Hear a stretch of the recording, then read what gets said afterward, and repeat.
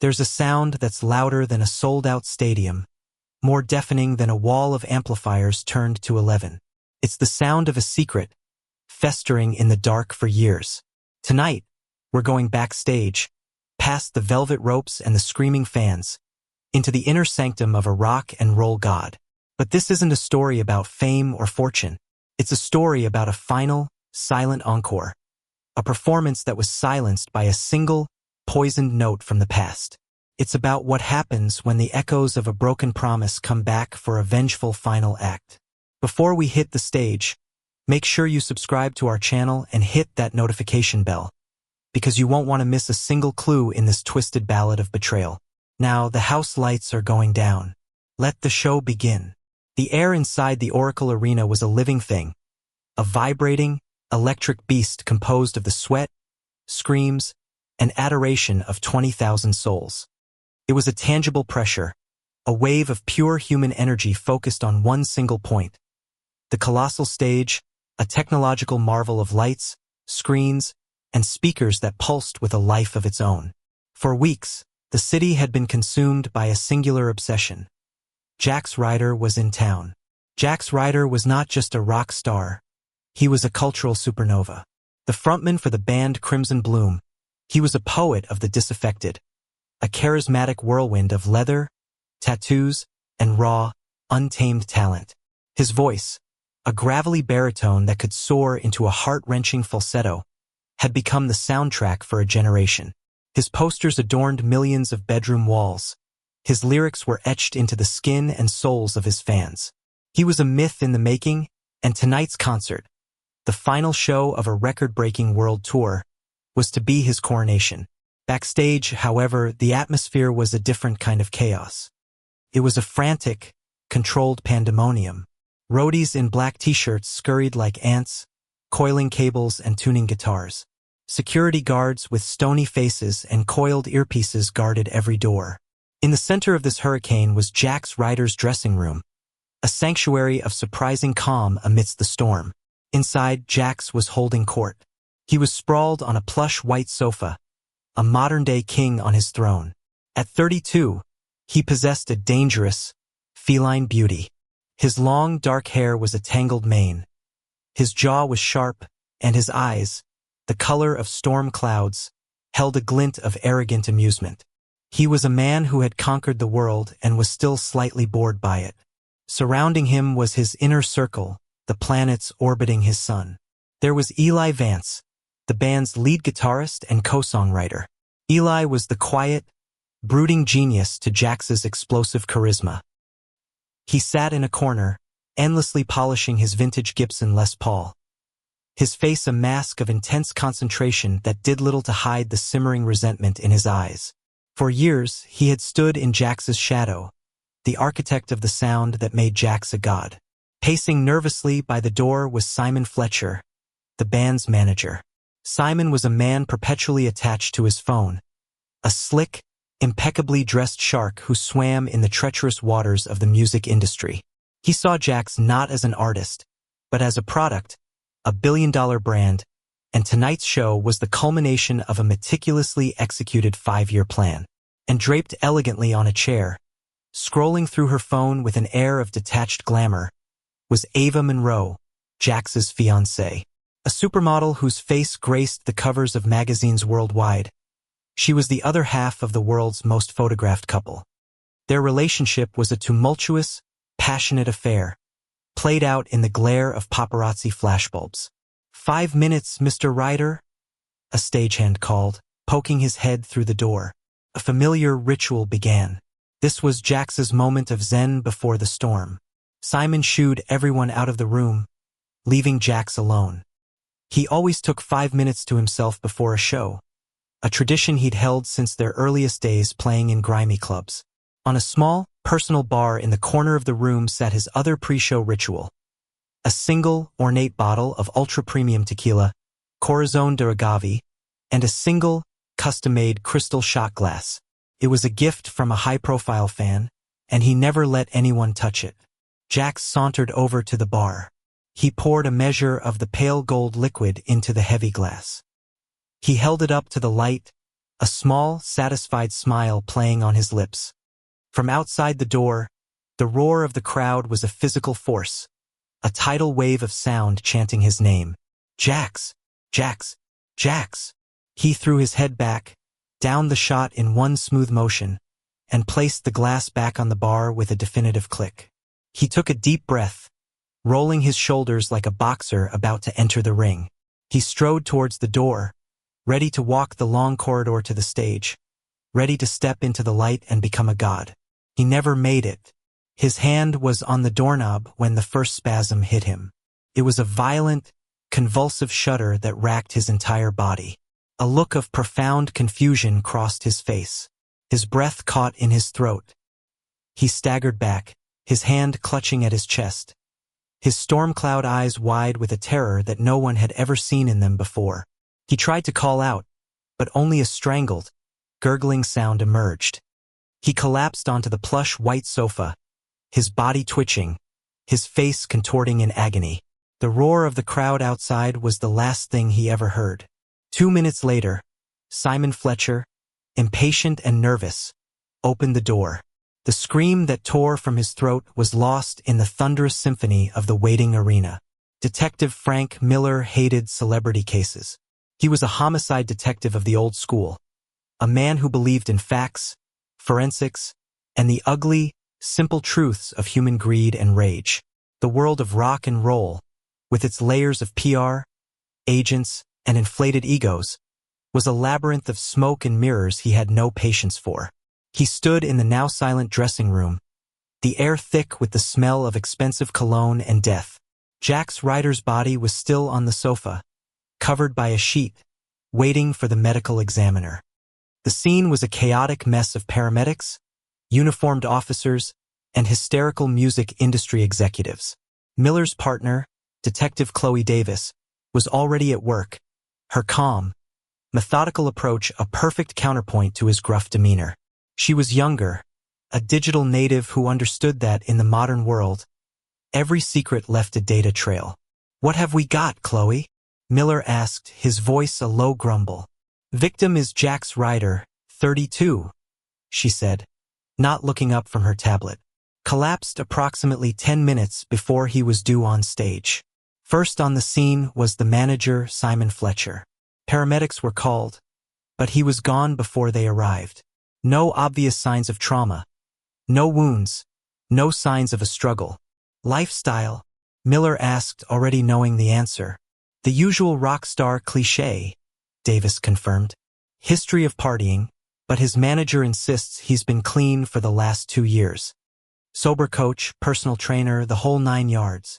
An overdose seems too convenient, Miller mused, his eyes scanning the room. They settled on the small bar in the corner. What's that? Davis walked over. His pre-show ritual, apparently. A single shot of this specific tequila. The bottle and glass are his, he travels with them. No one else touches them. Miller put on a pair of gloves and carefully picked up the crystal shot glass. It was empty, save for a few last drops of liquid clinging to the bottom. He then examined the bottle. The seal was broken, but it looked untampered with. The initial interviews were a study in managed grief. Simon Fletcher was a wreck, but his primary concern seemed to be the financial catastrophe of a canceled tour and a dead cash cow. This will ruin us. A legacy tour, a posthumous album. We need to control the narrative, he babbled. A grotesque mix of sorrow and opportunism. Eli Vance, the guitarist, was quiet and withdrawn. I can't believe it, he kept whispering, staring at the floor. We were supposed to be on stage. We were supposed to play. But Miller saw something else in his eyes, beneath the shock a flicker of something that looked unervingly like release. Ava Monroe, the fiancée, was hysterical, a whirlwind of tears and dramatic pronouncements of undying love. Yet, even in her grief, she was aware of the cameras, her sorrow perfectly framed for a future tell-all interview. For the first 24 hours, the official narrative, expertly spun by Simon Fletcher's PR team, was a tragic accident.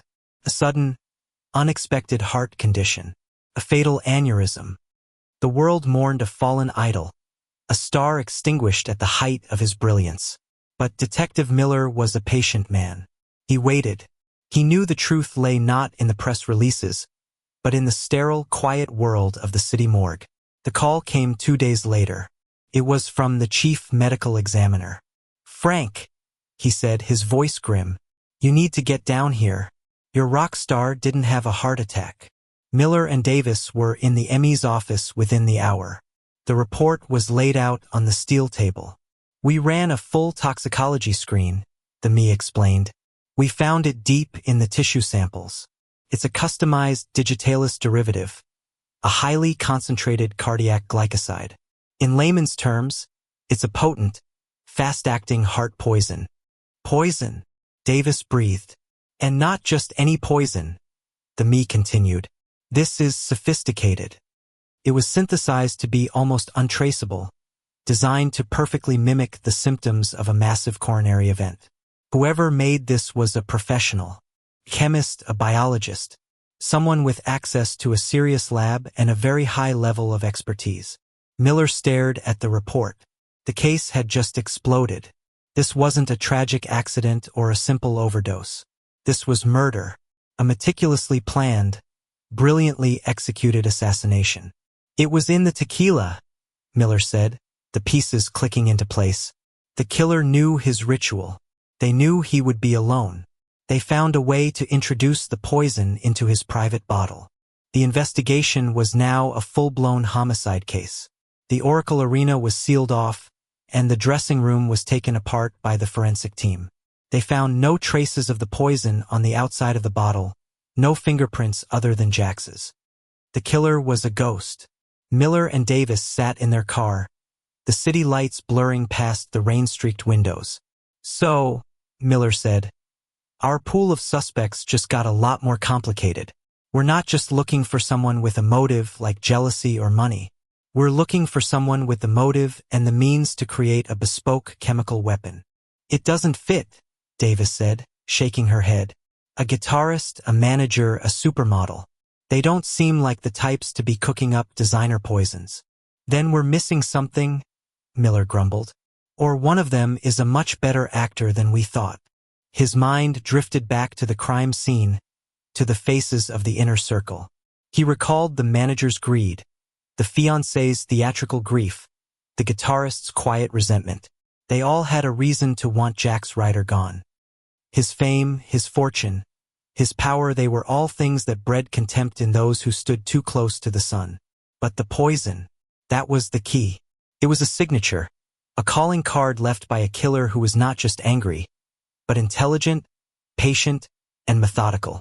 This wasn't a crime of passion. This was a carefully composed symphony of death, and the detectives had only just heard the first note. The official announcement that Jax Ryder's death was a homicide sent a shockwave through the media. The narrative of the tragic rock and roll martyr instantly evaporated, replaced by the far more lurid and compelling story of a murder in the spotlight. The Oracle Arena became a fortress, besieged by news vans and morbidly curious fans. For detectives Miller and Davis, the pressure intensified tenfold. They were no longer just solving a murder. They were navigating a public spectacle. Their investigation zeroed in on the inner circle. The poison was the key, but motive was the door it would unlock. They brought the three main suspects, Simon, Eli, and Yvain, for a second round of interviews, this time in the cold, sterile environment of a police interrogation room, far from the comfort of their lawyers and publicists. Simon Fletcher, the manager, was first. Stripped of his tailored suit and ever-present phone, he seemed smaller, his slick confidence replaced by a twitchy, defensive energy. "Poison? That's insane," he sputtered. "Who would do that?" Jax was at the top of his game. "We were about to sign the biggest record deal in history.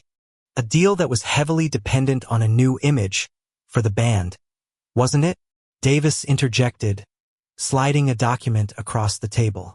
It was a leaked copy of the contract negotiations. It stipulated that Jax Ryder would receive 60% of all future royalties and touring profits, with the rest of the band members being reduced to salaried employees. Eli Vance would have lost millions, and his creative control. Simon paled. Artistic differences, contract squabbles. It's part of the business. It doesn't mean his own bandmate would murder him. It also says here, Miller added, his voice a low growl, that the contract contained a key man insurance clause. In the event of Jax Ryder's death, the record label's parent company would receive a payout of $50 million. A company we discovered in which you are a major and very secret shareholder. Simon Fletcher's face crumpled. The greedy manager, who stood to profit from his client's death, was a classic, compelling motive. But he was a businessman, a shark, not a biochemist. Next came Ava Monroe, the fiancée. Her grief now seemed less theatrical and more brittle. She sat rigidly, her hands clenched in her lap. "We were in love," she insisted, her voice trembling. "We were planning a future, a wedding. A future that would have been financially secured by a very generous prenuptial agreement," Davis said calmly, producing another file. An agreement Jax was having second thoughts about. "We have emails from his lawyer, dated the week before his death, discussing his desire to have you sign a revised, much less favorable version. He stated that he believed you were being unfaithful." Ava's composure shattered. "He was paranoid, controlling. He had a temper. Yes, we fought. What couple doesn't? It doesn't mean I killed him. We also found records of several large cash transfers from your accounts to a private investigator," Miller said. "You were having him followed, weren't you, Ms. Monroe?" The motive was clear. A woman scorned, about to lose her golden ticket, lashing out. But again, the question remained. Where would a supermodel get her hands on a sophisticated, custom-made poison? Finally, they brought in Eli Vance. The guitarist was a coiled spring of resentment. He barely spoke, answering their questions with monosyllabic grunts. "Simon showed you the new contract, didn't he, Eli?" Miller asked, leaning forward. "He showed you that Jax, your childhood friend, the man you started this band with in your parents' garage, was about to cut you out, turn you into his hired hand." Eli's knuckles were white as he gripped the edge of the table. "Crimson Bloom was my soul," he whispered, his voice hoarse with a rage he could no longer contain. "I wrote the riffs. I wrote the melodies. He just wrote the words, the poetry that made the teenage girls cry. He was a fraud, a charismatic shell. He was taking my music and turning it into a pop product, and I wouldn't let him." It was the most passionate confession of motive they had heard. The betrayed artist, the overshadowed genius. The motive was pure, raw, and powerful. But the means were still missing. Eli Vance was a musician, a man who lived for vintage guitars and tube amplifiers, not beakers and chemical compounds. The detectives were stuck. They had 3 suspects with watertight motives, but none of them fit the profile of the killer. The case was a perfect triangle of hatred and greed, but the weapon belonged to a different world entirely. Frustrated, Davis decided to take a different approach.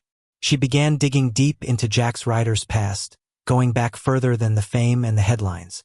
She started building a digital ghost of the man, combing through old fan forums, archived interviews from obscure music blogs, and early social media posts. She was looking for a forgotten enemy, a loose thread from his life before he became a myth. For days, she found nothing but the standard rock and roll origin story. A poor kid with a big dream, a series of garage bands, the fateful meeting with Eli, and the slow, grinding climb to stardom. But then she found it. It was a comment on a grainy YouTube video from 10 years ago. The video showed a very young Crimson Bloom performing in a tiny, crowded bar. The song they were playing was Echo's End, the haunting, beautiful ballad that would eventually become their first massive hit, the song that launched their career. The comment, posted years ago and buried under thousands of others, was simple and chilling. It read, "He's singing my pain. He stole my soul and sold it for a song. One day, the echo will come back for him." The username was Lila's Ghost. The name Lila had never come up in their investigation. It wasn't in his phone, his emails, or the statements from his inner circle. She was a ghost. Davis began to dig, cross-referencing old articles and band bios. She found a single mention in a fanzine from their early days. It referred to the band's original female vocalist and lyricist, Lila Morgan, who had left the band just before they were discovered. There were no photos, no further information. She had simply vanished from the story. Miller used old-fashioned police work, running the name Lila Morgan through every database he could find. He found a driver's license photo from a decade ago, a young woman with intense, dark eyes and a defiant expression. But her records went cold around the same time she left the band. No new address, no credit history, no social media presence. She had effectively dropped off the grid. On a hunch, Davis ran a deep search on academic databases, looking for a Lila Morgan who might have enrolled in a university program after she left the music scene. And then she got a hit. A Lila Morgan had graduated with top honors from a prestigious university 6 years ago. Her major was not music or art. It was biochemistry. The hair on the back of Davis's neck stood up. She dug further. This Lila Morgan had gone on to do postgraduate work, specializing in toxicology. Her doctoral thesis was titled, "The Synthesis of Asymmetric Cardiac Glycosides for Targeted Cellular Ablation." She was not just a student. She was a prodigy in the very field of science used to create the poison that had killed Jax Ryder. Miller found her current address. It was a small, isolated rental property an hour outside the city, registered under a different name. The property included a detached workshop. As they drove out to the property, the pieces of the puzzle began to fall into a terrifying new picture. This was not about a contract dispute or a cheating fiancé. This was about something older, deeper, a vengeance that had been simmering for a decade. They arrived at the property as dusk was falling. It was quiet, secluded, surrounded by dense woods. The house was dark, but a single light was on in the detached workshop. They approached cautiously, their guns drawn. Through a grimy window, they could see the inside. It was a fully equipped, professional-grade laboratory. Beakers, centrifuges, and complex glassware lined the benches. And on a computer screen in the corner, a chemical modeling program was open. The molecule displayed on the screen was a perfect match for the poison found in Jax Ryder's system. But the lab was empty. On a workbench in the center of the room sat a single, pristine copy of Crimson Bloom's first album. The cover photo showed a young, smiling Jax Ryder. Someone had taken a black marker and carefully, methodically, scratched out his eyes. Taped to the album was a single sheet of paper. It wasn't a confession. It was a lyric sheet, written in elegant, precise handwriting. The title of the song was The Vengeful Encore. The lyrics told a story of love, art, theft, and a promise of a final, perfectly timed revenge. It was a story of a woman whose soul had been stolen, and who had spent 10 years meticulously planning how to steal it back. Lila Morgan was no longer a ghost in the static. She was a biochemist, a toxicologist, and a meticulous patient killer. And she was still out there. The discovery of Lila Morgan's laboratory transformed the case from a whodunit into a manhunt. The faces of the inner circle, Simon, Eli, and Ava, faded into the background, becoming mere footnotes in a much darker, more intricate story. They were guilty of greed, jealousy, and betrayal, but not of this murder. The real killer was a ghost who had finally taken form, a woman armed with a PhD in biochemistry and a heart full of decade-old poison. Detectives Miller and Davis now had their killer, but they didn't have her. A statewide APB was issued for Lila Morgan. Her old driver's license photo was plastered across the news, a 10-year-old image of a woman who likely looked very different now. She had vanished again, this time leaving behind a laboratory full of damning evidence and a chillingly poetic lyric sheet. Inside the lab, the forensics team uncovered the story of her vengeance. It was a place of obsessive, cold fury. On a hidden hard drive, they found her journals. For 10 years, Lila had chronicled her life after Jax Ryder. The entries detailed a descent into depression and poverty after he cast her aside, followed by a steely, terrifying resolve. She had put herself through school, driven by a singular, burning purpose, to acquire the scientific knowledge she would need for her revenge. The journals revealed the full extent of Jax's betrayal. Lila wasn't just an early member of the band. She was its co-founder, its soul. She and Jax had been lovers, writing songs in a tiny, run-down apartment, fueled by cheap wine and impossible dreams. The song that made him a star, Echo's End, was her masterpiece. It was a song she had written about her own troubled childhood. Jax had promised her they would share the credit, that it would be their song. Instead, when the first glimmer of fame appeared, he had ruthlessly cut her out, taking her song, her credit, and her entire identity with him. He had stolen her art and left her with nothing but the pain that had inspired it. Her plan was a masterpiece of psychological warfare. She didn't just want to kill him. She wanted to erase him at his moment of ultimate triumph. She had spent years tracking his career, learning his habits, his routines. She knew about his pre-show tequila ritual. Getting the poison into the bottle was the final, simple step in a decade-long plan. The journals detailed how she had posed as a hotel cleaner months earlier at a different tour stop, gaining access to his travel cases for the few seconds she needed to inject the poison through the bottle's cork with a microsyringe, a tiny wound that would be undetectable when the main seal was broken. "She's playing a long game," Miller said, reading through the printed journal entries. "This isn't about passion. This is a work of art to her. The lyrics she left behind. She wants us to know the story. She wants the world to know what he did. She's also incredibly smart," Davis added, tapping on her laptop. "She's been living under a series of false identities for years. The lab is rented through a shell corporation. She's been covering her tracks every step of the way. Finding her is going to be like trying to catch smoke." But Lila had made one small human mistake. In her journals, she wrote poetically about the place where it all began and where it had to end. A small, forgotten music venue on the outskirts of the city called the Static Room. It was the first place Crimson Bloom had ever performed, the place where Jax had first sung her song to a crowd. It had been closed and abandoned for years. "It's a shrine," Miller realized. "It's the place her ghost was born. It's where she'll go to watch the fallout from her masterpiece." A SWAT team descended on the derelict club. The building was a hollowed-out shell, covered in graffiti, its windows boarded up. They found the main stage door unlocked. Inside, the air was thick with the dust of forgotten memories. And there, in the center of the dusty, rotting stage, she sat. Lila Morgan was no longer the defiant girl in the photograph. She was a woman in her early 30s, with the same intense, dark eyes, but they now held a chilling, serene calm. She was dressed simply, in black, and she was holding a single, ancient acoustic guitar. She wasn't trying to run. She was waiting for her audience. As the armed officers surrounded her, she showed no fear. She just looked at Miller and Davis as they entered the room. "Detective Miller, Detective Davis," she said, her voice quiet but clear, echoing slightly in the empty hall. "I've been following your progress. You're very good." "It's over, Lila," Miller said, his voice gentle. There was no need for shouting.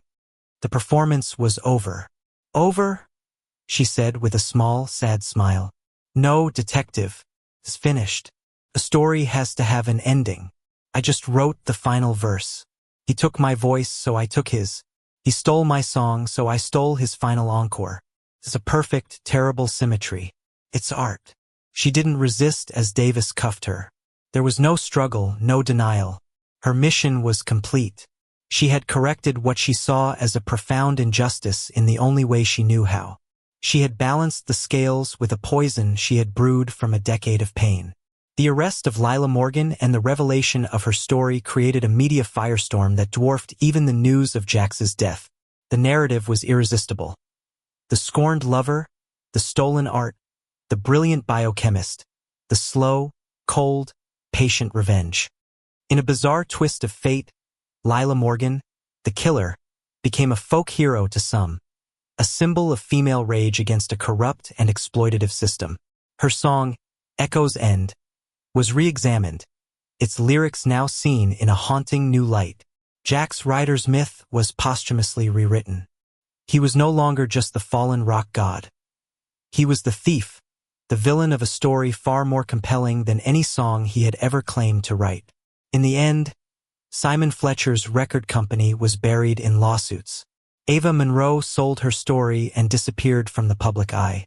Eli Vance, freed from Jax's shadow, started a new band, writing music that was critically acclaimed but never achieved the commercial success of Crimson Bloom. Months later, detectives Miller and Davis stood on a rooftop overlooking the city, the lights of another concert arena glittering in the distance. "She got what she wanted in a way," Davis said thoughtfully. "She destroyed him. Not just his body, his legacy." "She destroyed herself too," Miller replied, his voice heavy. "She let that hatred consume her for 10 years. It turned her into a monster, no matter how poetic her reasons were." He thought about the cycle of it all. The desperate hunger for fame, the casual cruelty it bred, and the silent, patient vengeance that could grow in the shadows it cast. Lila Morgan had created a perfect, terrible poison, but the first person it had truly infected was herself. The final, tragic echo was her own.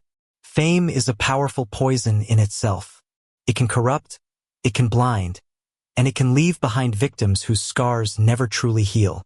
Lila Morgan's story is a chilling testament to the fact that the quietest, most forgotten voices can sometimes return to deliver the loudest and most final sound.